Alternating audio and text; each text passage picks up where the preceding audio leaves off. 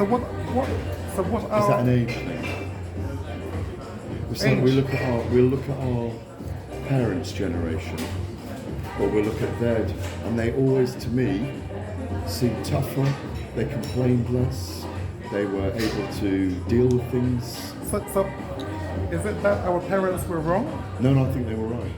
No, I find it an admiration for them. Well, of course it was right. You know? And who led that charge was Queen Elizabeth II. Perfect behavior is what she portrayed, she personified. And, you know, you a Brit, I don't hear you talking about the Queen. I don't hear you talking about her passing. Who talks about her passing? This standard bearer. 70 years on the throne, 70 years. Okay, and so what are we now? A country that's walking backwards? It's shameful. And I'll not stand for it. And if anyone out there who's looking at this broadcast thinks, well, okay, well, if I'm right, stand up and talk. Speak your truth. Yeah, speak your truth. So we are, as I say, it's the 1st of February, 2024. It's a beautiful day, a little bit of music in the background, which we didn't request. But where are you at the moment with life? Where are you? Where are you? You know, we're both in our late 50s. Where are you? Are you at the most wise stage of your life? Are you fully grown up now? Do you feel those things? Well, let me ask you a question. When haven't I ever behaved as anything other than a grown up? When? Don't think about it, because you're not going to find the time to say, well, oh, there was one time you were like this. I've always been. Are you evolving? Everyone's evolving. You always, well, that's what we're supposed to do, evolve. We're supposed to grow. We're supposed to become refined. You know, take kindly the counsel of the years, gracefully surrendering the things of youth. You know, as you get older, you get better, like a fine wine. I agree. Yeah, okay, so, you know, it's easy to deal with things maybe as well. Well, in a society that is walking backwards, that's odd, and people just go with the flow, it seems. Don't go with the flow if it is moronic. And that doesn't make sense. It doesn't make sense. So what am I doing now? In the boxing world, I'm looking after Harlem the Gold Eubank. Now here is a fighter who can fight. You can't compare the other, you know, so-called, you know, the heavyweights. It's like they haven't learned their trade. A lot of fighters are not allowed to. You got to put this on hold, yeah? Yeah, because we may get the fight place. You don't want to put it on hold, no? No, I'm happy here. You are? Yeah. Okay. Very. Don't need the room? No, but I'm very happy here. Hold it for me, because I have another interview afterwards, yeah? Thank you. Yeah, I'm very happy here. Okay. Very settled. Okay. Yeah. Getting into this. Okay. Yeah. Now, Harlem's a fantastic interview. You're saying about heavyweights not developing.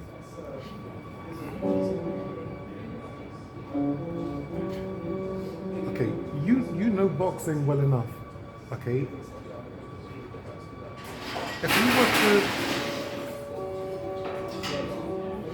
If you look at someone like Lennox Lewis, you can't compare the fighters today with the fighters that we had to learn back in those days.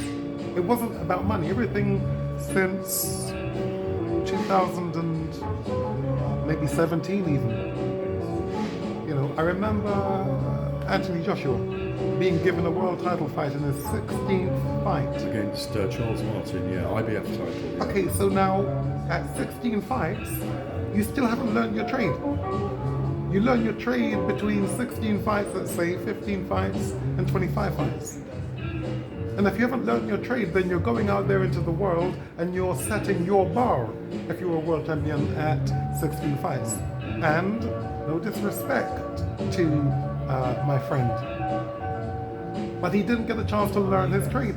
So he was on duty, but still with novice-like skill sets. and being trained by, again, amateur trainers who I don't speak against, but then what do you expect to get? What do you expect to produce if your team are amateurs? That doesn't make sense. But who's making the rules? The people who need to make the rules are, fighters who are coming up, listening to fighters like myself. People who have been there. We are not amateurs, we are pros. The bar has been set too low, and that has to be recalibrated.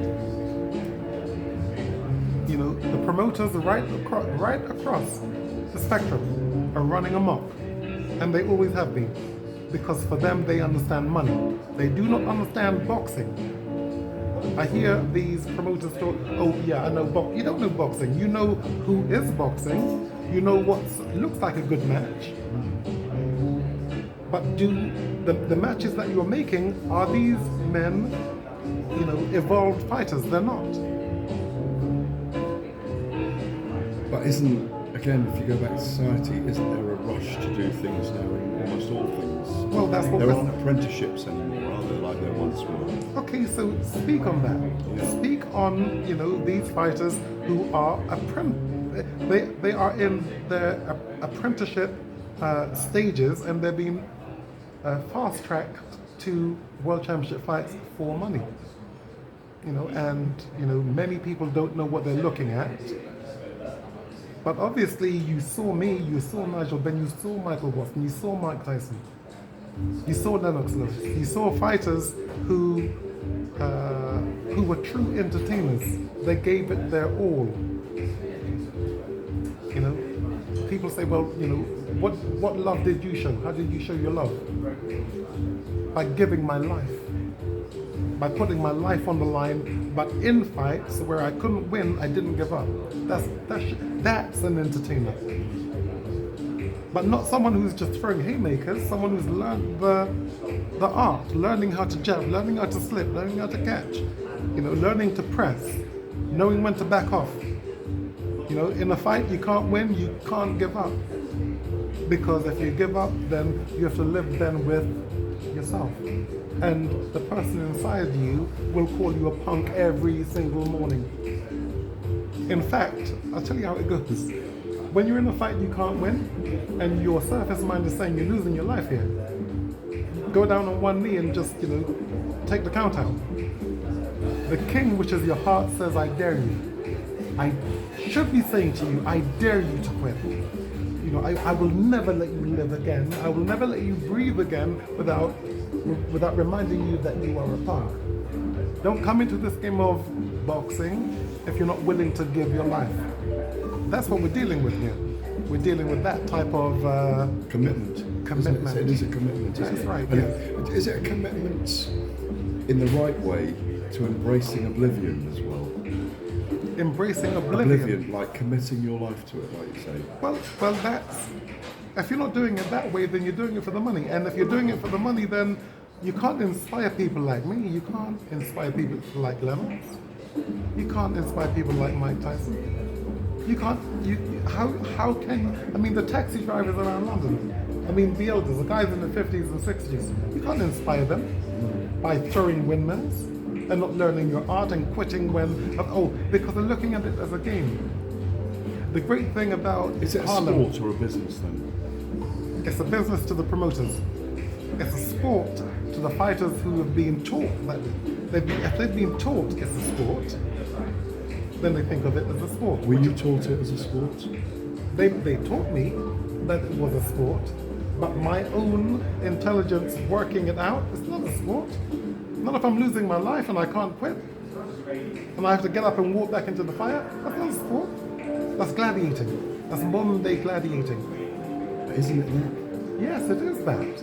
And is that why, it's famously always, we come to Harlem and I know you talk about Harlem, is that why you called it a monks game, famously? Promoters across the spectrum, as I say, when you have a fighter who's at a welterweight, and you put that welterweight in against a middleweight because, you know, you could make the fight because of your... Like Khan and Canelo. Okay, so... Like Sugar Ray and Marvin. Sugar Ray and Marvin Hagler, they were the same weights. Okay, here's the point I want to make to you. Marvin was a bigger man, though, wasn't he? The middleweight. They're known as middleweights. I don't know that Sugar Ray Leonard was anything. No, he was a middleweight. He stepped up to fight Marvin. Yeah, he did. But listen, you know, that was a Terence fair... Crawford and Canelo. Yeah, now that would be, again, that's fantasy matching. Ben and Eubank. This fiasco that these guys Ben and Eubank, welterweight against middleweight. Yeah, it's madness. It's madness for the fighters, because their lives are on the line. Michael Watson and I know that. Nick Blackwell knows that. You know, the spectators aren't close to it. We're close to it. And to lose that type of weight is, you know, you heard me talk about the term attempted murder. Still everyone looks at me like I'm talking like I'm a nutcase. No, I'm not. I know what it is to lose that type of weight. Not only that, they tried to boil my son down to 157. Which is why the fight was never going to happen. 1, 2, how is it the public can't see that it is not fair? Boxing has to be fair. We have to abide by the rules. But the rules are being trampled by these promoters who want things their own way for money. But the lives of the fighters have to be protected.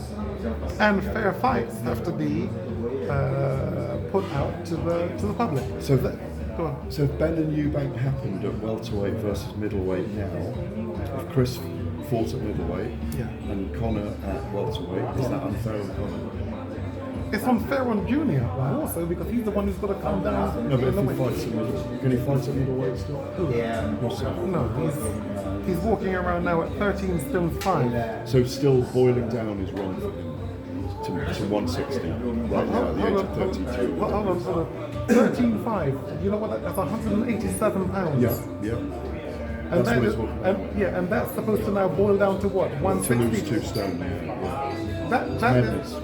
It's madness. Yeah. And when you're talking to the father, who's been the standard bearer and the bar setter, I know what I'm talking about. So it's the experience I have, which really is to guide or to tell you promoters, come on, you can't do that. You're running amok. So the Ben Eubank fight you want to see is Conor Benn against Harlem Eubank. And why not? I don't know, I like it. I love the fight. And I love the fight. And the reason why it should be loved is because they are both undefeated. The undefeated Eubank is Harlem, the gold Eubank. Junior's had his time. As I said, when you're walking around at 187 pounds, which is where he's at right now, he'll never get down to 160 again. Not. He's a bigger man than you, isn't he, physically? Yes. Your son. He's about just a bit bigger. An inch and a half taller. Yeah, but thicker maybe. But if you look at, well, now he is. If you look at his shoulders now, if you look at his torso now, he put up a training film the other day, and you can see he's 13.5. Yeah. Because you easily made 12 stone. You were a natural 12 stone at only 168. But when you were in your later 20s, I bet you didn't have to cut much weight. Well, no, I had to cut weight. I mean, look, whatever weight I had to cut, this is the difference. The difference is I was on one track. I didn't have my mind in all these different things. It was pure. When these fighters are looking at fame, social media, when you become a junkie looking for likes, you've got the wrong mind. Boxing is not like the other forms of entertainment. Boxing is not that. Modern day gladiating is not that. So when you were in the trade, even though you're incredibly well known, I mean, millions and millions of people watching you box, we only saw you when, certainly in your career, when you needed to be there to promote a fight, otherwise you were crafting day in, day out? I'd fight, I mean, with the exception of Ben 1 and Watson 2, I would be back in the gym on the Monday. I lived boxing. Yeah, I mean, and that's the way it has to be done if you're going to be able to entertain the public. And only when you can entertain the public, which is to actually show that you would give your life, when you're in a fight, when it's that difficult, if you keep on, then you'll win the hearts of the people. And getting that is more than money can ever buy you. Yeah. Well, you've got it. Did you go on too long? Now, okay, here's an observation again of experience. In boxing, you have to do your winning, you have to do your losing, and you have to take your beatings. And you've done them all. And I've done. You've done them all. Yes. Yeah. But I had to do that in order to go through the cycle. It's a cycle. You can't come out. You look at some fighters who have these unbeaten records. You're going to get beat. And the most important thing about your career will be how did you take the defeat? Because that then, see, it takes a few years for it to settle for how people will remember you. Most of these people you hear and see with championships today, the Tuesday after they retire, they're not talked about again.